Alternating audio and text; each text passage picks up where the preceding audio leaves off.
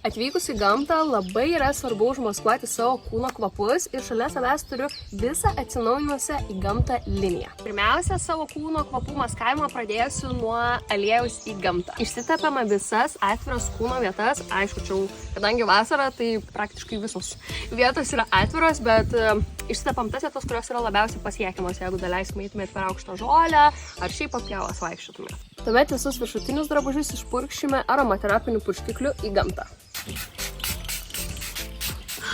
Veidui ir visom likusiom kūno vietom, jeigu daleiskim būtumėte su maudymosi kostiumėliu ar šiaip su atviresniais drabužiais, tai rekomenduojame naudoti mūsų irgi visišką naujieną hidrolatų mišinį, kuris tinka net jautriausiai odai.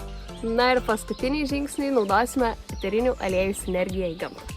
Jį lašiname ant storesnių drabužių vietų. Na, o nepavykus apsisaugoti nuo nepageidaujamų kenkėjų, turime labai gerą priemonę, tai yra mūsų raminantis pieštukas, su kuriuo pasitepus tikrai tą nemalonų jausmą nuraminsite.